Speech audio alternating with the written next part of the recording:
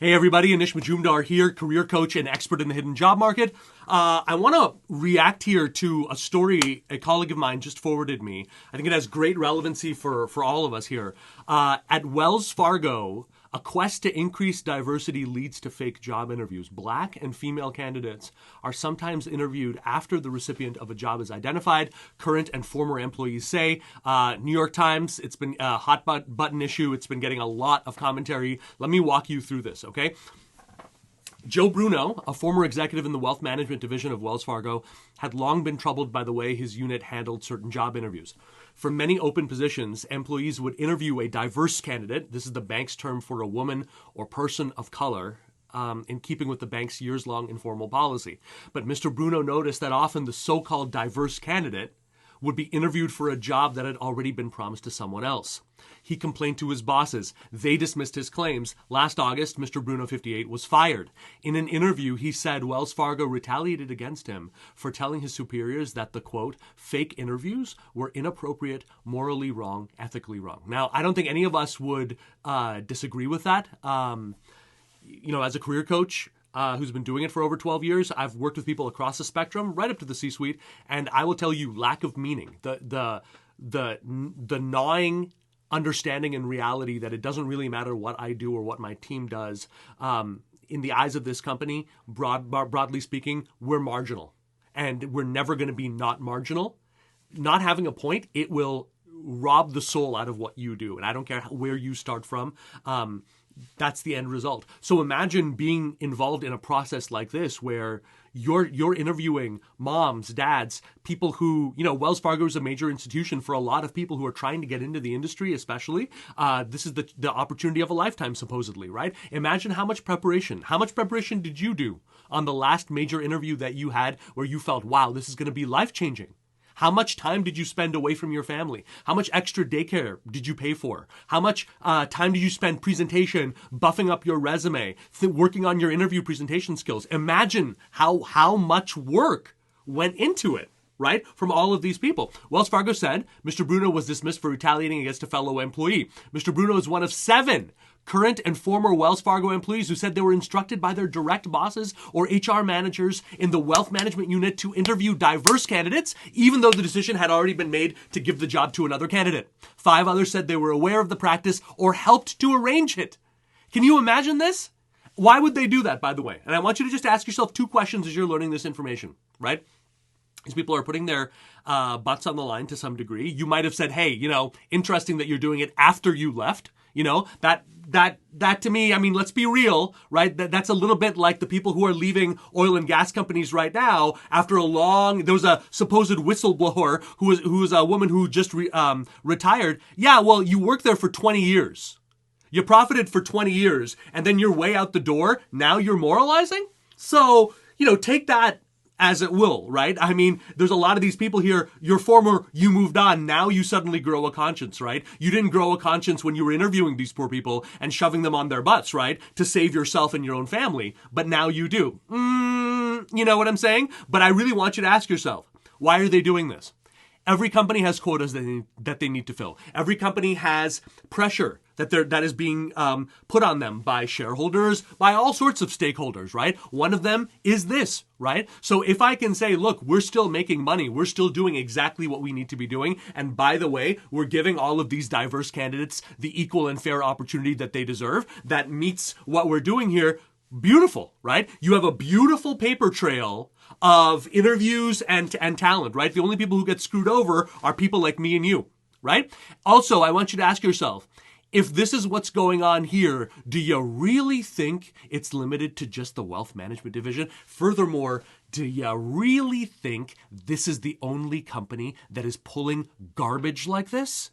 Hell no, dude. Hell no. Look at this as a canary in the coal mine of all types of malfeasance that is going out there. This is just making headlines right now, right? So 5 others said that they were aware. The interview said, they said, seemed to be more about helping Wells Fargo record its diversity efforts on paper, partly in anticipation of possible regulatory audits, rather than hiring more women of people of color, because God knows that would be the worst outcome in the world, right? All but 3 spoke on the condition of anonymity because they were afraid of losing their jobs at Wells Fargo or their new employers. In an emailed statement, Rochelle Burton, a Wells Fargo spokeswoman, said the bank expected all employees to follow its hiring policies and guidelines, which are communicated across the firm, right? Cover your ass to the extreme.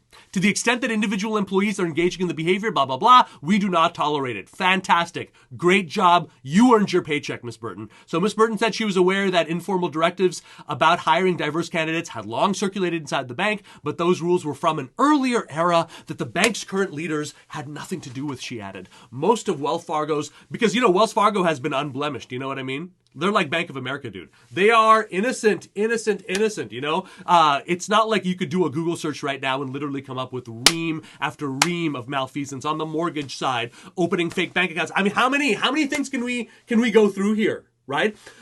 Most of the top management turned over in 2020 after a scandal involving the creation of fraudulent accounts, damaged the bank's reputation, and led to more than $4.5 billion in fines. Guys, good news though. All of that top management, they all left of their own accord without taking one dime in compensation. It's not like they got record payouts or anything like that. So you can definitely rest assured Wells Fargo is on it. They are covering their back. They definitely have your back, okay? The internal confusion around Wells Fargo's diversity policies highlights how even the noblest goals can end up getting warped. This, I don't agree with. Right? I don't agree with that. What do you mean the noblest goals? What the hell do you mean by noblest goals? I know, and I've worked with people, by the way, and I'm not picking on it, but I've worked with people in finance who will talk and bore my ear off about the ways that we should be changing, tackling climate change, tackling poverty, doing all that. And then they go rapaciously destroy a company out there, right? What's going on here? So you think me passing a memo about wanting to hire more women and people of color somehow makes that noble? There's nothing noble about it. The only thing that you can judge is action. And the actions here is that of a dirtbag company, aided and abetted by dirtbag management and people who didn't have the courage to show up and say it, or people who wrongfully feared that the whole industry was filled with bad actors like this. That's all this is. But a policy does not nobility make, guys. Any more than, greenwashing, the idea that says, hey, we're sustainable, but not looking into where is the energy coming from? Where is that coming from? Where is that? But to say, no, it is, so you can stop asking about it and we can pat ourselves on the back. To me, this is one of the most, one of the core problems that is diseasing our world right now is this kind of crap. Sorry, New York Times, there's nothing noble about this. That's bullshit. Total bullshit. Okay? 2 years ago, in light of the national reckoning, again, where's the national reckoning? I'm just curious where this reckoning is. Where is the change that has been happening? I don't see it. Do you see it? Where are they getting this from? Right? That followed the murder of George Floyd, Wells Fargo was among the companies that pledged to increase diversity. In other words, they covered their ass. That's it. In June 20, sorry to be upset about this, but this is really infuriating to me. The blatant hypocrisy that is going on, not just in terms of what we're seeing, but the way that it's been covered. In a June 2020 memo to employees, who became the chief executive of Wells Fargo the year before, Charles Scharf, pledged to consider a wider array of candidates for jobs at the bank, but added that the bank struggled. They're excusing themselves for not really doing anything right there, but added that the bank struggled to find qualified black candidates. Now, go back to the response to this, okay? To the extent that individual employees are engaging. Do you see this kind of cover your ass behavior? You see how they're excusing themselves for not doing something? When I started out many years ago as an actor, one of the earliest lessons I learned is I should never sign with an agent who in the first meeting tells me not to get my hopes up, which actually happened with one. Don't get your hopes up. You're a brown guy. There's not going to be many roles there. You don't want someone like that, because someone who is excusing that is going to stick the knife in you, guaranteed. They're kind of excusing themselves for doing it right now. This is what I'm getting from this toxic company. This is what I am getting, okay? Check this out. Let's go by action. Wells Fargo paid nearly $8 million to settle a claim by the Department of Labor that it had discriminated against more than 30,000 black job applicants for positions in banking, sales, and support. Wells Fargo had already been trying to increase diversity. Great efforts, right? A group of black financial advisors sued the bank for racial discrimination. Okay, the bank settled for that one, paying nearly $36 million to nearly 320 members of the class action lawsuit and pledging. What is a pledge, guys? What is a pledge? If I smack you around for 2 hours and I pledge to be better, and then I smack you around again in a different, more creative way, does that make me noble for pledging it? Or does that make me someone who knows how to intelligently take the burden of sin off of my hands to do the next sin? I'm curious about that. I'm curious to know what you think about this. I'm curious to know if this pisses you off. And I'm curious if you work for Wells Fargo right now, or you have history there, or you have loved ones, if this changes your mind about that relationship, right? So they pledge to take actions. Look at how well this sounds, right? Designed to enhance opportunities for employment, earnings, and advancement. And by doing that, they're going to waste the time of their staff, and they're going to bring false hope into the lives of people that they would never actually deign to work with, right? As the lawsuit progressed, it talks about that. It talks about similarities to the NFL. There's absolutely no reason why anyone would conduct a fake interview. Rather than tracking the identity of the interviewees, the bank focused on the results, and the numbers are getting better, right? That's the important thing, right?